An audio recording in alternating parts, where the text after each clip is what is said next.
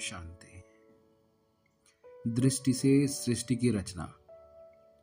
सभी अव्यक्त स्थिति में रहते व्यक्त में कार्य कर रहे हो।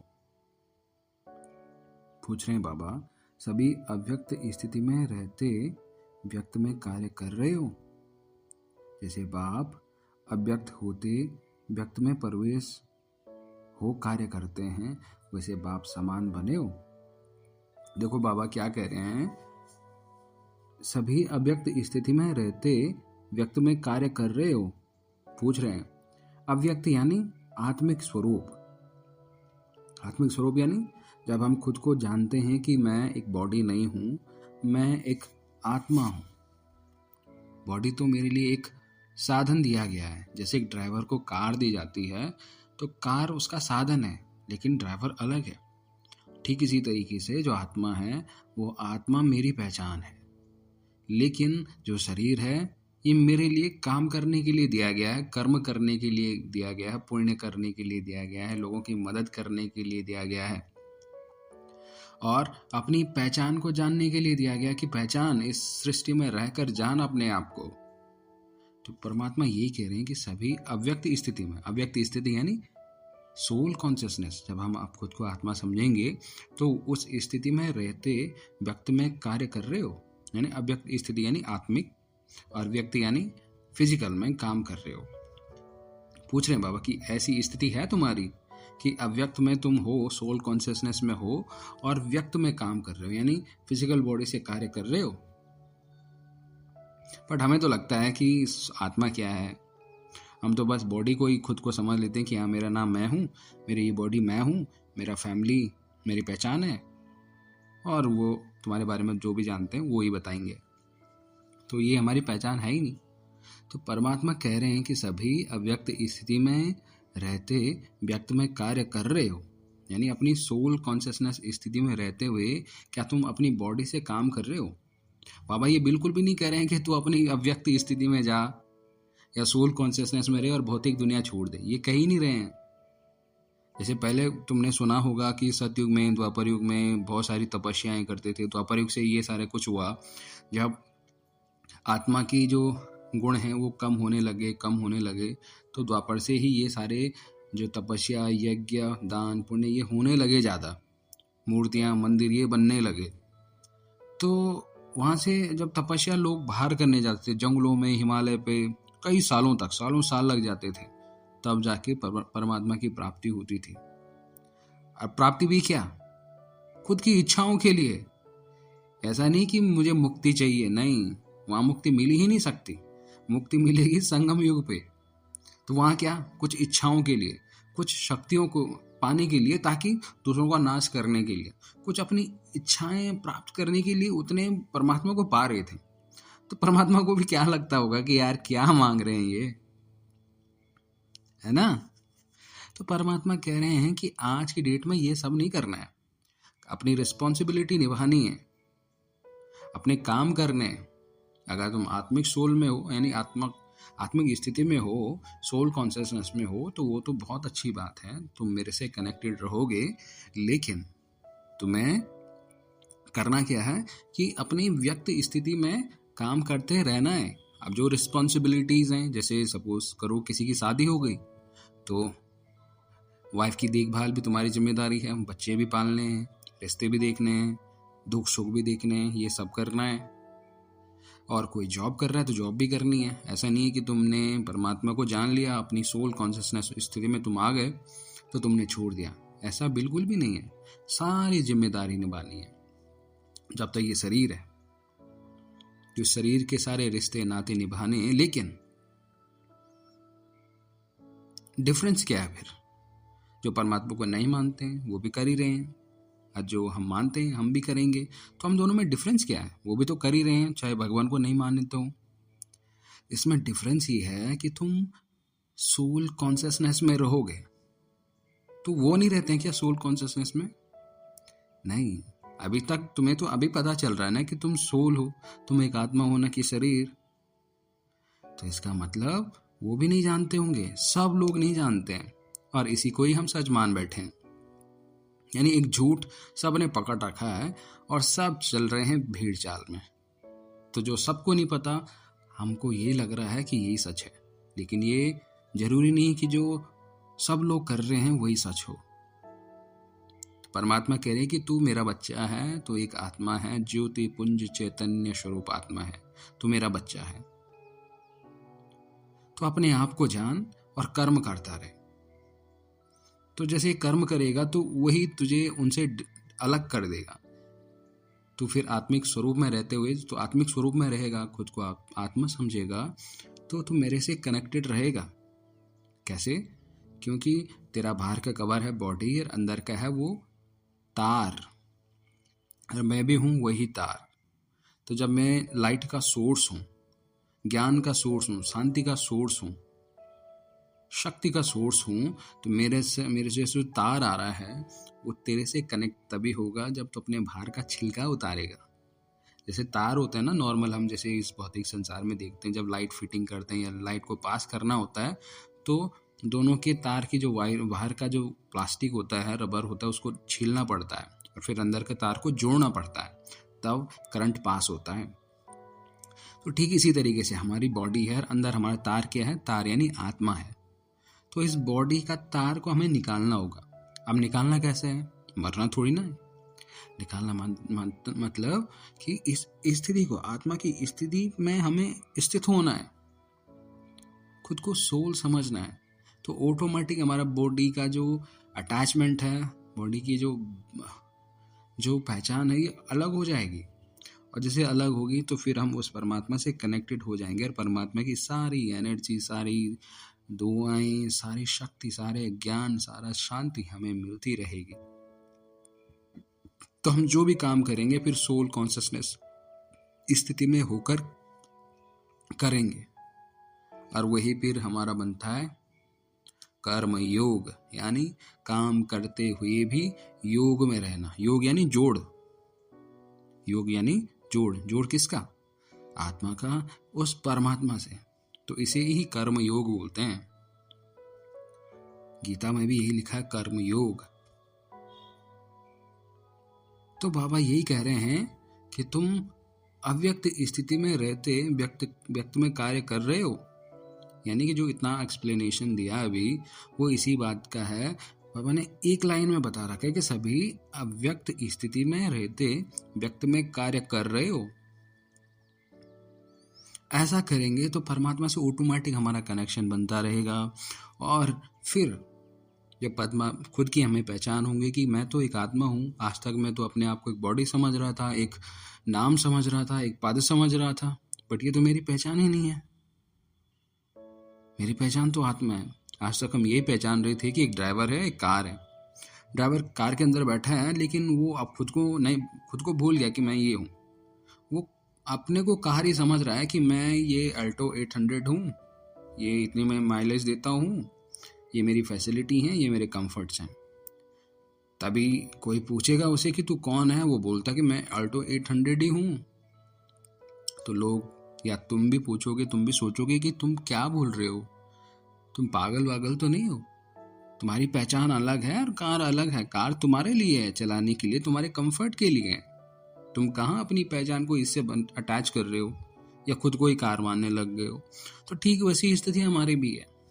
हम भी खुद को कार ही मानने लगे हैं, इस बॉडी को खुद को मानने लगे हैं। अपना नाम जो है, जैसे ऑल्टो 800 था, उस ड्राइवर ने खुद को अपना नाम ऑल्टो 800 मान लिया।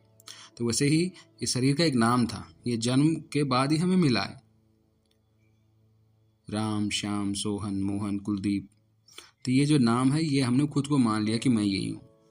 लेकिन मेरी पहचान तो अलग थी। मैं ये आत्मा हूँ और ये शरीर है, और इस शरीर का नाम है कुलदीप। जब ये मर जाता है तो कोई बोलेगा कुलदीप मर गया, है ना, क्योंकि बॉडी का नाम ही कुलदीप था। लेकिन मैं तो अभी भी हूं, जन्म से पहले भी था, अभी भी हूं और मृत्यु के बाद भी रहूंगा। तो वो कौन है जो इन तीनों स्टेज में है? वो है आत्मा। तो मैं एक आत्मा हूं और शरीर का नाम है, शरीर की एक पहचान है, वो अलग है। तो मैं हूं चैतन्य स्वरूप आत्मा। और ये जानोगे तो हर चीज तुम परमात्मा से बताने लगोगे। तुम खुद को जान गए तो फिर तुम परमात्मा को भी जानने लगोगे कि परमात्मा क्या है, कैसा दिखता है, कैसा उसका स्वरूप है, कि क्या उसके गुण हैं, क्या उसे सच में गुस्सा आता है, क्या वो सच में सजा देता है, क्या वो बुरे कर्मों का फल देता है, वो क्या करता है क्या नहीं करता है, सब कुछ। जैसे एक बाप होता है ना, अपने बच्चे को प्यार से समझाता है, तो बाप और बच्चे के बीच कितना अच्छी बॉन्डिंग होती है। तो ठीक उसी तरीके से बाबा इतना प्यारा बाबा है, तुम समझ नहीं सकते, तुम बस फील उसे कर सकते हो कि बाबा कितना प्यारा है यार। हर एक चीज इतनी प्यार से समझाता है और तुम्हें माथापच्ची करने की जरूरत ही नहीं है। इतना आसान, परमात्मा को जानना इतना आसान है। जैसे एक छोटा बच्चा है ना, छोटे बच्चे को भी समझ में आ जाए कि बाबा क्या है। न कोई किताब पढ़नी, न कोई शास्त्र पढ़ने, न कोई वेद पुराण पढ़ने, कुछ पढ़ने की जरूरत भी नहीं। जो गीता किताब है ना, वो भी पढ़ने की जरूरत नहीं है। इन सब के रचयिता, इन सब का जो सोर्स है, जितने भी शास्त्र वास्त्र लिखे गए हैं, सबका सोर्स तुम्हारे साथ है।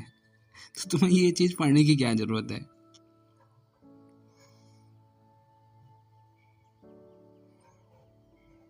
इन सब का रचयिता तुम्हारे पास है और वो तुम्हें इतने प्यार से समझा रहा है, बातों बातों में इतने बड़े बड़े कॉन्सेप्ट समझा रहा है कि तुम्हें पता ही नहीं लगेगा कि ये इतना, मतलब अब जो इतने ये विद्वान लोग हैं आजकल, उनको पूछोगे तो वो बोलेंगे कि ये ज्ञान कहाँ से आया, और बाबा इतना प्यार से समझा रहे हैं।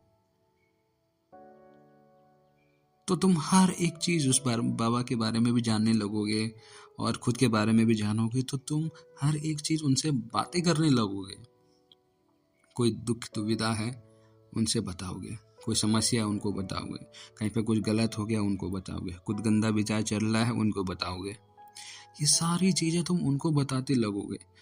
फिर तुम्हें ऐसा नहीं लगेगा कि यार मुझे किसी अपने फैमिली वाले को बता देना चाहिए, किसको। तुम्हारी जो फर्स्ट प्राथमिकता बनेगी वो शिव बाबा परमात्मा की ही बनेगी। तुम हर एक चीज उसको बताओगे। परमात्मा कहते हैं, ये बात ध्यान से सुनो यार, तुम परमात्मा कह रहे हैं कि बच्चे तू मेरे तरफ एक हिम्मत का कदम बढ़ा, यानी मन से एक हिम्मत का कदम बढ़ा तू, और मैं तेरे लिए तेरी तरफ 1000 कदम बढ़ूंगा मेरे बच्चे। ये मेरा वायदा है, ये मेरा प्रॉमिस है। परमात्मा ये कह रहे हैं। तो जब तू इतनी सारी चीजें अपने मन की सारे परमात्मा को बताएगा ना, तो परमात्मा से तुझे टचिंग होगी, अनुभव होगा तुझे। और जब अनुभव होगा तो तुझे किसी भी प्रूफ की जरूरत नहीं पड़ेगी, तुझे किसी भी ज्ञान पुस्तक शास्त्र की जरूरत नहीं पड़ेगी। जब तुझे खुद फील होगा तो वो है परमात्मा। और जब तुम खुद को और परमात्मा को जानने लगोगे, कनेक्शन बनता रहेगा, तो धीरे धीरे धीरे धीरे तुम्हारे सारे अवगुण खत्म हो जाएंगे। तो परमात्मा कह रहे हैं, सभी अव्यक्त स्थिति में रहते व्यक्त में कार्य कर रहे हो। जैसे बाप अव्यक्त होते व्यक्त में प्रवेश हो कार्य करते हैं, बाबा भी अव्यक्त हैं, यानी वो भी सोल है। हम आत्मा हैं, वो परम आत्मा है, यानी आत्माओं में परम है वो। तो वो है परम आत्मा और मैं हूँ आत्मा। तो बाप भी क्या करते हैं, अव्यक्त होते व्यक्त में प्रवेश हो कार्य करते हैं। वैसे बाप समान बने हो। बाबा अव्यक्त हैं तो व्यक्त में कैसे आते हैं, भगवान तो दिखता नहीं है, तो भगवान क्या समझा रहे हैं बताओ। परमात्मा समझा रहे हैं कि मैं अव्यक्त से व्यक्त में भी आता हूं। कब? संगम युग पर। और संगम युग कब आता है? कलयुग के अंत में और सतयुग के स्टार्टिंग में। यानी जैसे रात है, रात कब खत्म होती है? सुबह सुबह के टाइम पे, 4 से 5 बजे के टाइम पे। और सुबह कब होती है? 4 से 5 बजे से स्टार्ट हो जाती है। तो बाबा 4 से 5 बजे, जैसे सुबह का टाइम होता है ना, ये जो टाइम होता है 4 से 5 बजे का, यानी जहाँ पे रात खत्म होने वाली होती है और सुबह की शुरुआत होने वाली होती है। तो जैसे वो ब्रह्म मुहूर्त हम बोलते हैं, वो दिन का समय होता है। ठीक इसी तरीके से युग होते हैं, सतयुग, त्रेता युग, द्वापर युग, कलयुग, फिर कलयुग के बाद आएगा सतयुग। लेकिन जहाँ पर कलयुग खत्म हो रहा है, यानी रात आप कलयुग समझ सकते हो, रात कलयुग है और सुबह क्या सतयुग है। तो अब रात कलयुग खत्म होती है, सतयुग की स्टार्टिंग होती है, तो इन दोनों के बीच में एक टाइम पीरियड होता है जहाँ पे न ज़्यादा अंधेरा होता है न ज़्यादा उजाला होता है, बस धुंध सी होती है। तो वही है संगम युग। तो जब कलयुग का अंत और सतयुग का स्टार्टिंग के बीच में एक छोटा टाइम पीरियड होता है 100 वर्ष का। इसी काल में, इसी को कहते हैं संगम युग, कॉन्फ्लुएंस एज। इसी काल पर परमात्मा आते हैं। क्यों आते हैं? वो इसलिए आते हैं कि तुम बच्चों को पावन बना के सतयुग में ले जाने के लिए। अब कलयुग थी, वो घोर अंधेरी रात थी, वहां पे हमारे अंदर अवगुण आए, झूठ बोलना हमने सीखा, धोखा देना सीखा, गुस्सा करना सीखा हमने। ये अवगुण हमारे अंदर आते गए। अब जाना है सतयुग में। सतयुग में ऐसे गंदे लुंगे पुंजे तो जा नहीं सकते, तो परमात्मा आते हैं यहाँ पे कि बच्चे तुम्हें जाना है। जैसे सपोज करो कि कीचड़ भरी दुनिया से हमें एक शादी में जाना है, ठीक है। जैसे कीचड़ से हम भर के आए, लिपटे लिपटे पता नहीं कहाँ थे आज तक, और कहीं हमने अच्छी जगह जाना है, शादी में जाना है, और हम घर आए और हम सीधे वहाँ जा रहे हैं। वहाँ पे तो अलाउड नहीं है कि ऐसे गंदे बच्चे या गंदे कपड़े वाले जिसमें बदबू आ रही है।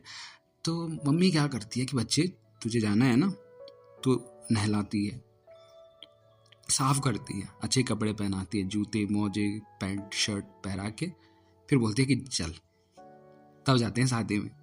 तो परमात्मा भी ठीक ऐसे बोले कि तुम इस कलयुग में अभी तक बहुत गंदे हो चुके हो, तो तुम्हें मैं आया हूं तुम्हें साफ करने, तुम्हें तुम्हारी गंदगी साफ करने, शरीर की नहीं, तुम्हारे अंदर जो भरे हैं ना अवगुण, झूठ बोलना, एंजाइटी, फ्रस्ट्रेशन, धोखा देना, जेलेसी, ये सब अवगुण मिटाने। जो तुम शांत नहीं हो पाते हो, बिजी किसी भी चीज़ में तुम्हारा मन नहीं टिकता, लगता है कि किस चीज़ में मुझे खुशी मिले, कुछ खरीदने में मिले या कहीं जाने में मिले या किसी के साथ बात करने में मिले या कुछ रिलेशनशिप बनाने में मिले या कुछ पीने से मिले या कुछ खाने से मिले, लेकिन लगता है कि क्या करूं मैं, कहाँ से मिले ये। तो जो ढूंढ मची है ना तुम्हारे अंदर,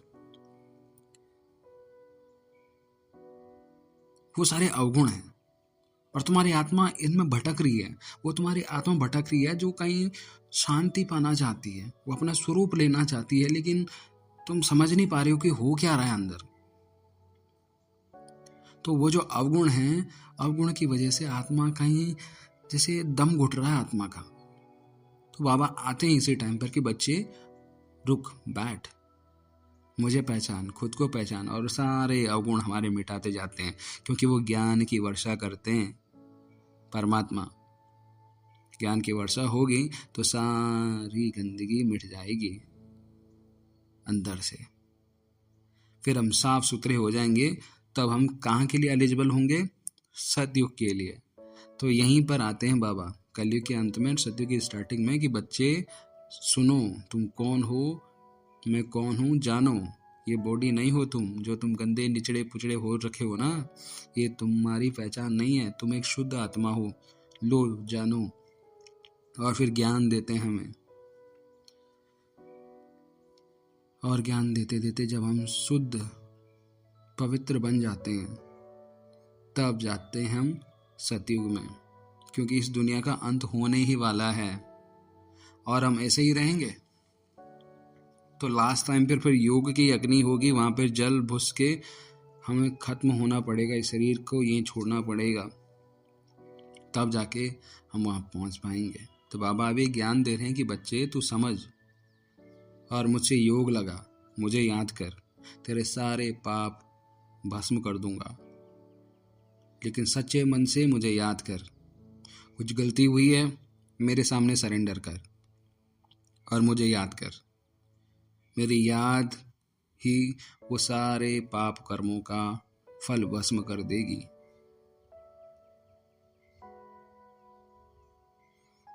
तो जब ये सारे अवगुण खत्म हो जाते हैं, तब हम पवित्र रूप से कहाँ जाते हैं? सतयुग में जाते हैं। तो परमात्मा कहाँ आए हैं? अभी इसी धरती पर आए हैं।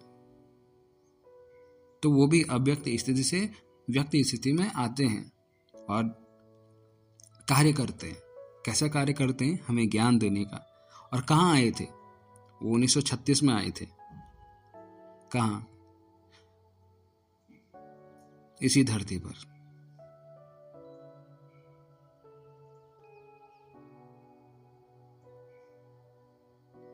तो आए और उन्होंने ज्ञान दिया।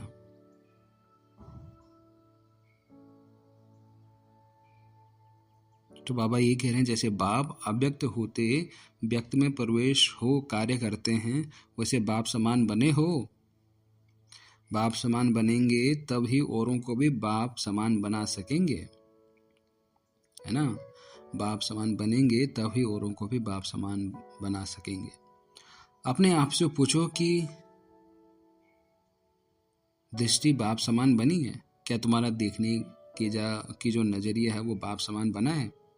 वाणी और संकल्प बाप समान बने हैं? बाप को क्या स्मृति में रहता है जानते हो? बाप की स्मृति में सदैव क्या रहता है और आपकी स्मृति में सदैव क्या रहता है? क्या अंतर है पता है? समान स्मृति होती है, कोई स्मृति रहती है कि कोई भी नहीं रहती है? स्मृति रहती है या स्मृति से भी परे हो? कोई बात में बाप के समान आपकी स्मृति रहती है? नहीं। अंत तक स्मृति में समानता आ जाएगी। नंबर 1, फर्स्ट बच्चे और बाप में फर्क रहेगा? बाप दादा में फर्क रहेगा? समानता आ जाएगी। जैसे बाप बेहद का बाप है, वैसे दादा भी बेहद का बाप है। बाप दादा के समीप समानता होनी चाहिए। जितनी जितनी समीपता उतनी समानता। अंत में अब बच्चे भी अपनी रचना के रचयिता बनकर प्रैक्टिकल में अनुभव करेंगे। जैसे बाप को रचना को देख रचयिता के स्वरूप की स्मृति स्वतः रहती है, ऐसी स्टेज नंबरवार बच्चों की भी आनी है। दृष्टि से सृष्टि रचने आती है। आती है? आपकी रचना कैसी है? कुक की या नैनो की? दृष्टि से रचना रचेंगे? यह जो कहावत है कि दृष्टि से सृष्टि बनेगी, ऐसा दृष्टि जिससे सृष्टि बदल जाए, ऐसी दृष्टि में दिव्यता अनुभव करते हो? दृष्टि धोखा भी देती और दृष्टि पतितों को पावन भी करती। दृष्टि बदलने से सृष्टि बदल ही जाती है। तो दृष्टि कहाँ तक बदलती है? दृष्टि क्या बदलनी होती है, क्या यह मालूम है? आत्मिक दृष्टि बनानी है। आत्मिक दृष्टि कैसे बनानी है? आत्मिक दृष्टि यानी खुद को आत्मा समझो। जब खुद को तुम आत्मा समझोगे तो दूसरों को क्या समझोगे? दूसरों को शरीर समझोगे, दूसरों को नाम पद मान समझोगे। क्योंकि पहले तुम अपने को भी ये समझते थे, तो दूसरों को भी नाम पद, कितना कमाता, क्या है, किस घर से बिलोंग करते, मम्मी पापा क्या करते हैं, ये सब ही उसके बारे में पूछते हैं। लेकिन जब खुद के बारे में जान लिया कि मैं एक चैतन्य स्वरूप आत्मा हूँ, सतयुगी आत्मा हूँ, सतोगुणी आत्मा हूँ और अपने बाबा का बच्चा हूँ, तो दूसरे को भी तो बाबा का बच्चा समझोगे। वो भी चैतन्य स्वरूप आत्मा है, वो भी सतोगुणी आत्मा है। लेकिन अभी डिफरेंस क्या है कि वो अभी विकारों के वश है, अवगुण है उसके अंदर, और तुम उस रास्ते पर हो अपने अवगुणों को खत्म करने के। तो जब तुम खुद को जानोगे तो दूसरों को भी तो यही समझोगे। तो वो है आत्मिक दृष्टि। भले वो बॉडी है तुम्हारे सामने, भले तुम्हारे पास भी बॉडी है, लेकिन तुम्हारी स्थिति है सोल कॉन्शियसनेस की, और जो सामने है वो भी बॉडी है, लेकिन वो बॉडी कॉन्शियसनेस में है। तो जब तुम देखोगे कि वो बॉडी है, लेकिन वो बॉडी कॉन्शियसनेस में है, लेकिन तुम जानते हो कि वो एक आत्मा है, वो भी मेरी तरह है, वो भी उस परमात्मा की तरह है, तो तुम्हारी जो दृष्टि है वो दृष्टि बदल जाएगी। तुम इसे बॉडी ना देख के तुम एक आत्मा समझोगे, और सारी आत्माएं बाबा के बच्चे ही हैं। चाहे फिर छोटा बच्चा हो या कोई बड़ा हो, तुम्हारे रिश्तों में भी समानता आएगी। तुम ये कभी नहीं सोचोगे कि हाँ ये मेरी वाइफ है तो मैं डोमिनेट होता हूँ, ये मेरे लिए है, ये मेरे काम करने के लिए, ये एक वस्तु है मेरे लिए। नहीं, तुम उसे परमात्मा का ही बच्चे समझोगे। चाहे घर में कोई बड़ा हो छोटा हो, सबके साथ तुम्हारा इक्वल बिहेवियर रहेगा। किसी को ये नहीं समझोगे कि हाँ मैं घर का बड़ा हूँ तो मेरी इज्जत करो, तो और छोटे भी हो तो तुम ये नहीं सोचोगे कि हाँ सब बराबर लगेंगे तुम्हें, सबके लिए समानता आएगी। तो कितनी अच्छी बात है ना। अगर तुम सोल कॉन्शियसनेस में हो, समझो, मत मानो भगवान को, कुछ मत समझो, ये कॉन्सेप्ट देखो। अगर तुम आत्मिक स्थिति में हो तो तुम्हारे लिए छोटा बड़ा कुछ है ही नहीं, क्योंकि आत्मा ना छोटी होती ना बड़ी होती, ना मरती है ना जन्म लेती है, ना बूढ़ी होती है, वो सब एक समान ही रहती है। लेकिन बड़ा छोटा बूढ़ा जवान कौन होता है? जन्म मरण किसकी होती है? जो शरीर होते हैं, और जो शरीर होते हैं वही छोटे बड़े जन्म मरण की चक्र में आते हैं। तो जब हम अपनी फैमिली में सबको एक एज अ आत्मा समझेंगे, हम उन्हें बॉडी ना देखकर उनके माथे के बीच में एक चमकता हुआ सितारा देखेंगे कि हाँ ये आत्मा है, क्योंकि मैं भी यहाँ अपने शरीर के माथे के बीचों बीच बसती हूँ। तो फिर सबके लिए ना तुम्हारा कोई ऐसा लालच वाला चेहरा आएगा, नहीं हमारी ऐसी दृष्टि बनेगी, ऐसा कुछ बनेगा ही नहीं। सब आत्मा ही हम देखेंगे सबके ऊपर। तो सबके साथ एक जैसा बिहेवियर होगा, वो दिल से आएगा। और जो दिल से आ गया ना, तो रिश्ते में ज़्यादा बोलने से कुछ नहीं होता, ज़्यादा रिश्ते बोलने से नहीं बनते, वो तुम्हारी सोच से बनते हैं। तुम क्या करते हो रिश्ते में ये मैटर नहीं करता, लेकिन तुम सोचते क्या हो ये बहुत ज़्यादा मैटर करता है। कभी तुमने देखा होगा ना, गांव में कोई नेता लोग आते हैं, कितनी प्यारी प्यारी मीठी मीठी बातें करते हैं, लेकिन दिल तुम्हारा कहता है, तुम्हें टचिंग होती है कि ये बस मिट्ठू बोल रहा है, अच्छा तो बोल रहा है, सुनने में अच्छा लग रहा है, लेकिन आपको लगता है कि ये गोली दे रहा है, दिल से नहीं बोल रहा है। तो वही चीज़ है, रिश्ते में ज़्यादा बोलने से कुछ नहीं होता है, प्यारे प्यारे मीठी बातें करने से कुछ नहीं होता है, या बाहरी चीज़ों से रिश्ते को जोड़ने से या रिश्ते को मेंटेन करने से उतना ज़्यादा फायदा होता ही नहीं है। एक गलती हुई, एक गलत काम किया तुम्हारे पार्टनर ने या किसी ने भी, और तुम्हारा सारा रिश्ता वहीं पे खत्म। तो बाहर से मेंटेन मत करो, दिल से निभाओ। तुम दिल से साफ हो ना, तो ज़्यादा कुछ करने की ज़रूरत ही नहीं है। तो इतना इजी स्टेप है बता रहे हैं बाबा, इतना इजी। आज की डेट में बस यही कॉन्सेप्ट तुमने जीत लिया ना, तो रिश्ते तुम्हारे सही, तुम्हारी खुद की बुद्धि सही, रिश्ते प्योर बनेंगे तुम्हारे, सबके साथ एक जैसा बिहेवियर रहेगा तुम्हारे, तुम्हें गुस्सा नहीं आएगा। फिर गुस्सा क्यों ही आएगा फिर? क्योंकि तुम्हारा स्वभाव ही नहीं है, और सब आत्मिक स्थिति में है, तो किसी पे गुस्सा आएगा ही नहीं। तो बाबा कह रहे हैं आत्मिक दृष्टि बनानी है। आत्मिक दृष्टि, दिव्य दृष्टि और अलौकिक दृष्टि बनी है। आत्मिक दृष्टि हो गई ये वाली, दिव्य दृष्टि है और अलौकिक दृष्टि भी है, यह बनी है। जहां देखते, जिसको देखते वो आत्मिक स्वरूप ही दिखाई दे, यानी वो भी एक आत्मा ही दिखाई दे। बस ऐसी दृष्टि बदली है। पूछ रहे हैं कि ऐसी दृष्टि बनाई है तुमने, चेंज करी है, या अभी भी बॉडी में ही देखते हो कि हाँ ये मेरी वाइफ है, इसका नाम ये है, और बॉडी तक ही सीमित हो। ज्यादातर हम लोग तो यही है ना आज भी। बस ये छोटा बच्चा है, ये दो चार अगर उसने कुछ बोल दिया तो तुम्हारा ईगो हर्ट हो गया कि तूने बोला ही कैसे, तुझे इज्जत करने नहीं आती, बड़ों का सम्मान करना नहीं आता। तो यही जाके फिर हम हर्ट हो जाते हैं।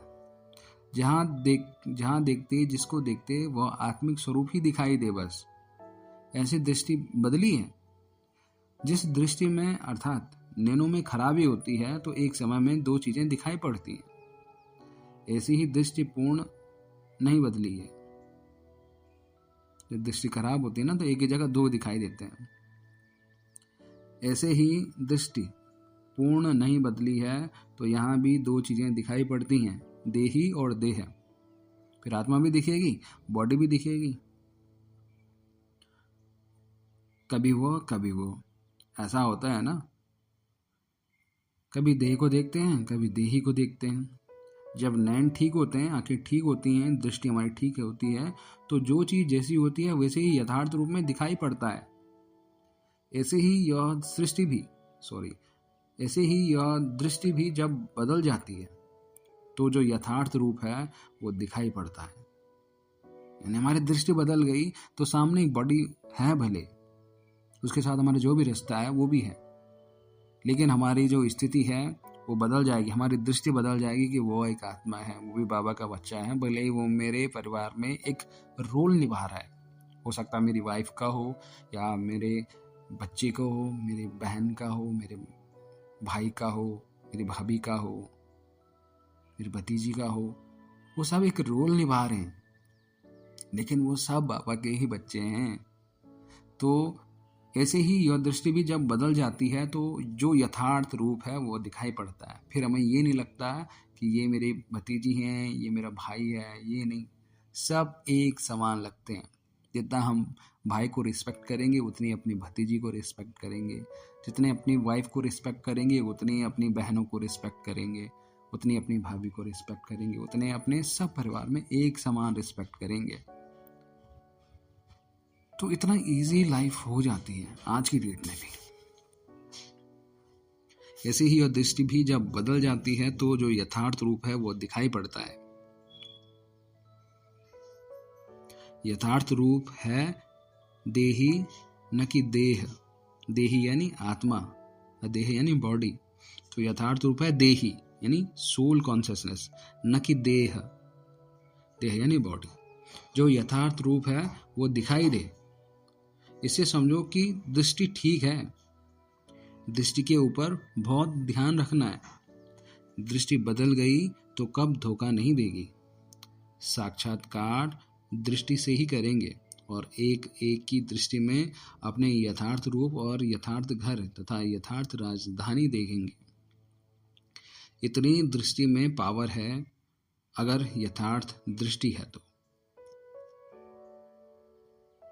तो जो एक्चुअल में हमारा रूप है, अगर दृष्टि सही हो गई तो एक्चुअल में जो हमारा रूप है, हमारा जो घर है, हमारी जो राजधानी है वो दिखेगी। इतनी दृष्टि में पावर है अगर यथार्थ दृष्टि है तो सदैव अपने को चेक करो कि अभी कोई भी सामने आए तो मेरी दृष्टि द्वारा क्या साक्षात्कार करेंगे। जो आपकी वृत्ति में होगा वैसा अन्य आपकी दृष्टि से देखेंगे। अगर वृत्ति देह अभिमान की है, चंचल है, तो आपकी दृष्टि से साक्षात्कार भी ऐसे ही होगा। औरों की भी दृष्टि वृत्ति चंचल होगी, यथार्थ साक्षात्कार नहीं कर सकेंगे। यह समझते हो? इन्हों को ट्रेनिंग है ना, इन्हों को ट्रेनिंग है। इस ग्रुप के लिए मुख्य विषय है अपनी वृत्ति के सुधार से अपनी दृष्टि को दिव्य बनाना। कहाँ तक बनी है? नहीं बनी तो क्यों नहीं बनी है, इस पर इनको स्पष्ट समझना। सृष्टि ना बदलने का कारण है दृष्टि का ना बदलना। दृष्टि ना बदलने का कारण है वृत्ति का ना बदलना। दृष्टि बदल जाए तो सृष्टि भी बदल जाए। तो दृष्टि क्यों नहीं बदल रही है? क्योंकि हमारी वृत्ति, हमारी टेंडेंसी ही कुछ और है, हमारी आदत ही कुछ और है।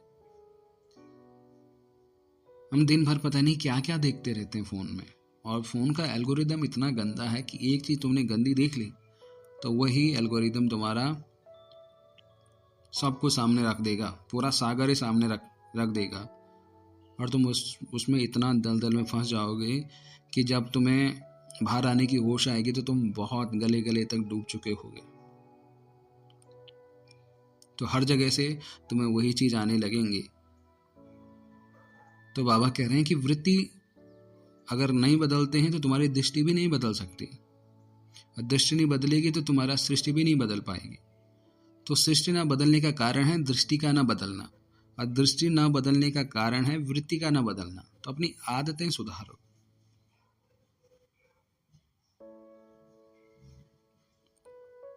दृष्टि बदल जाए तो सृष्टि भी बदल जाए। आजकल सभी बच्चों के प्रति विशेष इशारा बाप दादा का यही है कि अपनी दृष्टि को बदलो, साक्षात्कार मूर्त बनो। देखने वाले ऐसे अनुभव करें कि यह नैन नहीं, ये आंखें नहीं, लेकिन एक जादू की डिब्बियां हैं। जैसे जादू की डिब्बी में भिन्न भिन्न नज़ारे दिखते हैं, वैसे आपके नैनों में दिव्य रंगत दिखे, नैन साक्षात्कार के साधन बन जाए। यह ग्रुप मालूम है कौन सा ग्रुप है? इसमें विशेषता क्या है? सारे विश्व के अंदर विशेष आत्माएं हो। ऐसे तो नहीं समझते कि हम साधारण हैं। बाबा क्या बोल रहे हैं बताओ। यह ग्रुप मालूम है कौन सा ग्रुप है? यानी जो तुम सुन रहे हो, तुम ये ग्रुप के सदस्य हो, और जो तुम सुन रहे हो तुम्हारे अंदर ये खोज चल रही है, इसलिए ये वीडियो तुम्हारे पास आई है। तुम भी इस मार्ग पे ऑलरेडी हो। तो जो तुम ये वीडियो सुन रहे हो, ये मत समझो कि अचानक से आई है, नहीं। तुम्हारे अंदर कहीं ना कहीं वो सात्विक गुण है, वो मासूमियत है, इसलिए तुम्हारे पास ये वीडियो आई है। तो यह ग्रुप मालूम है कौन सा ग्रुप है? तुम सब परमात्मा के ही बच्चे हो। और इसमें विशेषता क्या है?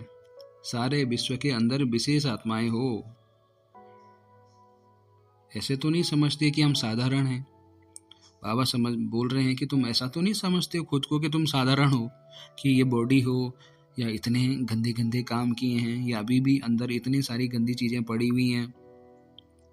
ऐसा तो नहीं समझते हो खुद को कि हम साधारण हैं। ऐसे कभी नहीं समझना। सारे विश्व के अंदर विशेष आत्माएं कौन है? अगर आप विशेष आत्माएं ना होती तो बाप ने आप अपना क्यों बनाया? देखो कितनी प्यारी बातें बाबा बोल रहे हैं। इतनी सच को समझो, समझो इसको। तुम क्या समझ रहे हो खुद को? जो तुम समझ रहे हो वो बिल्कुल नहीं हो। ऐसे कभी नहीं समझना। बाबा कहते हैं ऐसे तो नहीं समझते कि हम साधारण हैं। ऐसे कभी नहीं समझना। सारे विश्व के अंदर विशेष आत्माएं कौन है? कौन है विशेष आत्माएं? स्पेशल सोल्स कौन है? अगर आप विशेष आत्माएं ना होती तो बाप ने अपना क्यों बनाया? पता है? इसीलिए बनाया क्योंकि तुम विशेष हो, साधारण नहीं हो। समझो, दिमाग का ताला खोलो अपना। आज तुम्हारी जो स्थिति है उससे बाहर निकलो, अपने आप को पहचानो, उस परमात्मा को पहचानो। वो कौन है? वो क्यों बोल रहा है तुम्हें?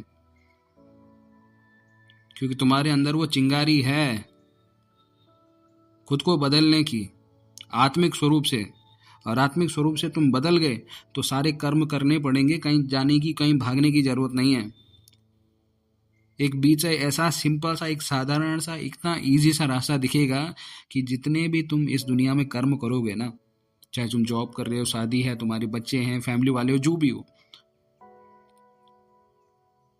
आत्मिक स्थिति में रहोगे ना, तो इन्हीं समस्याओं के बीच, इसी संसार के बीच इतना सिंपल सा, इतना पवित्र रास्ता तुम्हें दिखेगा कि उस रास्ते पर चलते चलते सारे कर्म तुम करते भी जाओगे और तुम्हें कोई टेंशन, फ्रस्ट्रेशन, एंजाइटी भी नहीं होगी।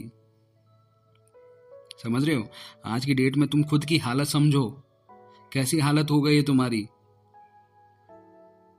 अपने दादा परदादा को भी देखो, इतने सारे बच्चे थे उनके, उन्हें कभी टेंशन उनके मुंह से नहीं सुनाई दिया कि क्या होगा क्या होगा।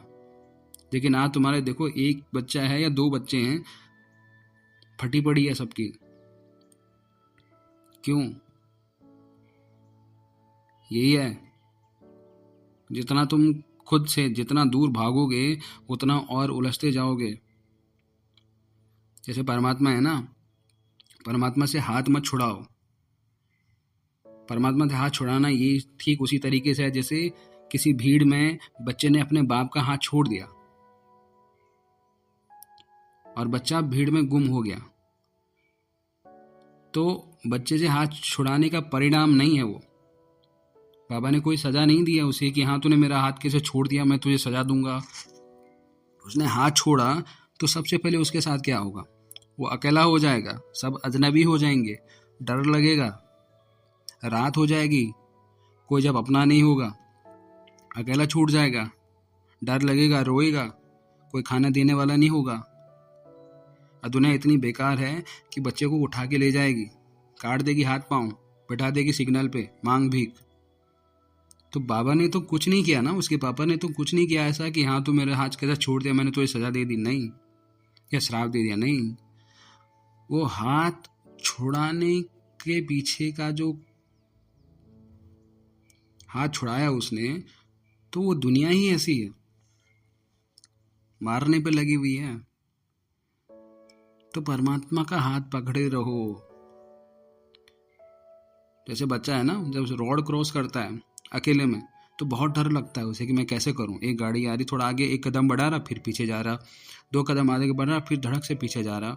बहुत कसमकस चलती है उसको रोड क्रॉस करते हुए। लेकिन जब मम्मी पापा के हाथों में उसका एक एक हाथ होता है तो वो झूलते हुए जाता है। रोड वही है, ट्रैफिक वही है, लेकिन हाथ किसके हाथ में है? मम्मी पापा के हाथ में है। तो वो झूलते हुए जाता है और उधर जाके बोलता है कि नहीं, एक बार और चलो, उधर चलो। तो यही जब परमात्मा के साथ तुम्हारा कनेक्शन बनेगा ना, तो ये जो दुनिया है, इस दुनिया के बीचों बीच से इतना प्यारा सा रास्ता निकलेगा, इतना शांति का रास्ता निकलेगा, इतना पवित्रता का रास्ता निकलेगा, एक दिल से रास्ता निकलेगा। सारे कर्म भी करोगे और तुम्हें पता भी नहीं लगेगा तुम इतने सारे कर्म कैसे कर रहे हो। सच कह रहा हूँ, ये बात तुम समझो, अनुभव करो ये बातें। परमात्मा का रिश्ता इतना प्यारा है। अगर आप विशेष आत्माएं ना होती तो बाप ने अपना क्यों बनाया? अपने को विशेष आत्मा समझने से विशेषता आएगी। अगर साधारण समझेंगी तो कर्तव्य भी साधारण करेंगी, क्योंकि खुद की पहचान ही नहीं है। किसी ने हाथ काट के सिग्नल पे बैठा दिया तो हुआ क्या? तुम अपने आप को भिखारी ही समझोगे ना। लेकिन जब वही बाप आता है कि अरे बच्चे, तू भिखारी नहीं है, तू मेरा बच्चा है, तूने हाथ छुड़ा दिया था उस टाइम पे, तो उसी टाइम पे उसकी जो स्थिति है वो बदल जाएगी, उसकी सोच ही बदल जाएगी कि अरे मैं तो एक सेठ घर के बाप की, एक सेठ बाप की औलाद हूँ। तो कितना गौरव होता है ना, कितना लगता है कि हाँ मैं तो, अरे मेरा बाप ही है। तो अगर साधारण समझोगे तो कर्तव्य भी साधारण ही करेंगे। अगर हाथ पांव काट के किसी ने सिग्नल पे बैठा दिया तुम भिखारी ही समझोगे, क्योंकि तुमने खुद को समझा ही नहीं कि तुम कौन हो, किसके बच्चे थे और तुम्हारा हाथ किसके हाथ में था। तो एक आत्मा अपने को विशेष समझ, एक आत्मा अपने को विशेष समझ और औरों को भी विशेषता, औरों में भी विशेषता लानी है। तुम विशेष आत्माएं हो। यह नशा ईश्वरीय नशा है, देह अभिमान का नशा नहीं। ईश्वरीय नशा सदैव नैनों से दिखाई दे, आंखों से दिखता है। तो इस ग्रुप की विशेषता क्या है? आप अपने ग्रुप की विशेषता समझते हो? कोरा कागज है, कईयों ने विभिन्न बातें सुनाई। इस ग्रुप का टाइटल तो बहुत बड़ा है। ट्रेनिंग के बाद यही गुण कायम रहे, यह भी ट्रेनिंग चाहिए। अभी तो विशेषताएं बहुत अच्छी सुन रही हो। कोरे कागज पर जो कुछ लिखा जाता है वो स्पष्ट होता है। जितना स्पष्ट उतना श्रेष्ठ। अगर स्पष्टता में कमी है तो श्रेष्ठता में भी कमी। और कुछ मिक्स नहीं करना। कोई मिक्स बहुत करते हैं। इससे क्या होता है? यथार्थ रूप भी अयथार्थ हो जाता है। वही ज्ञान की बातें माया का रूप बन जाती हैं। इसलिए यह ग्रुप की यह विशेषता चित्र में दिखाई दे कि यह ग्रुप सदा स्पष्ट और श्रेष्ठ रहा। सदैव अपने यथार्थ रूप में रहें। जो बात जैसी है उस रूप से जानकर धारण करनी है और चलते चलना है। यह है स्पष्टता। इस ग्रुप को बाप दादा क्या टाइटल देते हैं? जैसे कहावत है, छोटे सुभान अल्लाह, लेकिन बाप दादा कहते हैं छोटे तो समान अल्लाह। सभी बातों में कदम कदम में समानता रखो। लेकिन समानता कैसे आएगी? समानता के लिए 2 बातें ध्यान में रखना है। साकार रूप में क्या विशेषताएं थी? एक तो सदैव अपने को आधार मूर्त समझो। सारे विश्व के आधार मूर्त तुम ही हो। इससे क्या होगा? जो भी कर्म करेंगे जिम्मेवारी से करेंगे, अलबेलापन नहीं रहेगा। जैसे बाप दादा सर्व के आधार मूर्त हैं, वैसे हर एक बच्चा विश्व के आधार मूर्त है। जो कर्म आप करेंगे वो सभी करेंगे। संगम पर जो रस्म चलती है भक्ति मार्ग में बदल कर चलती है। सारे विश्व के आप आधार मूर्त हो। हरे को अपने को आधार मूर्त समझना है और दूसरा उद्धार मूर्त बनना है। जितना अपना उद्धार करेंगे उतना औरों का भी उद्धार कर सकेंगे। जितना औरों का उद्धार करेंगे उतना अपना भी उद्धार करेंगे। अपना उद्धार नहीं करेंगे तो औरों का कैसे करेंगे? औरों का उद्धार तब करेंगे जब उद्धार मूर्त बनेंगे। छोटे होते भी कर्तव्य बाप के समान करना है, यह याद रखने से समानता आएगी। फिर जो इस ग्रुप का टाइटल दिया, छोटा बाप समान, वो प्रत्यक्ष दिखाई पड़ेगा, यह भूलना नहीं। अच्छा, अब क्या करना है? टीका लगाना है। यह टीका भी साधारण टीका नहीं है। टीका किस लिए लगाते हैं मालूम है? टीका सौभाग्य की निशानी है। जो बातें सुनी उन बातों में टिकने की निशानी टीका है। टीका भी मस्तक में टिक जाता है, तो बुद्धि में यह बातें टिक जाएं, इसलिए यह टीका दिया जाता है। और किस लिए? कईयों ने अपना विचार सुनाया, बाप दादा जो सुनाएंगे वह और है। यह टीका इंजेक्शन सदा माया के रोगों से निवृत्त रहने का टीका है, सदा तंदुरुस्त रहने का भी टीका है। एक टीका जो आप सभी ने सुनाया और यह भी है। दोनों टीका लगाने हैं। एक है शक्तिशाली बनने का और दूसरा है सदा सुहाग और भाग्य में स्थित रहने का। दोनों टीका बाप दादा लगाते हैं। निशानी एक, राज दो है। निशानी एक और राज दो है। निशानी तो स्थूल होती है लेकिन राज दो है। इसलिए ऐसे तिलक नहीं लगाना। तिलक लगाना यानी सदा काल के लिए प्रतिज्ञा करना। यह टीका एक प्रतिज्ञा की निशानी है। सदैव हर बात में पास विद ऑनर बनेंगे। इस प्रतिज्ञा का यह तिलक है। इतनी हिम्मत है। पास नहीं बल्कि pass with honour. Pass with honour और पास में क्या फर्क है? पास विद ऑनर यानी मन में भी संकल्पों से सजा न खाएं। धर्मराज की सजाओं की तो बात पीछे है, परंतु अपने संकल्पों की भी उलझन अथवा सजाओं से परे। इसको कहते हैं पास विद ऑनर। अपनी गलती से स्वयं को सजा देते हैं, उलझते हैं, पुकारते हैं, मूंझते हैं, इससे भी परे। पास विद ऑनर इसको कहते हैं। ऐसी प्रतिज्ञा करने को तैयार हो। संकल्पों में भी ना उलझें। वाणी, कर्म, संबंध, संपर्क की बात छोड़ दो, वो तो मोटी बात है। ऐसी प्रतिज्ञा वाला ग्रुप है, हिम्मतवान है। हिम्मत कायम रहेगी तो सर्व मददगार पत्ते रहेंगे। सहयोगी बनेंगे तो स्नेह मिलता रहेगा। जैसे वृक्ष में जो कोमल और छोटे पत्ते निकलते हैं वो बहुत प्रिय लगते हैं, लेकिन चिड़िया भी कोमल पत्तों को ही खाती है। सिर्फ प्यारे रहना किसके?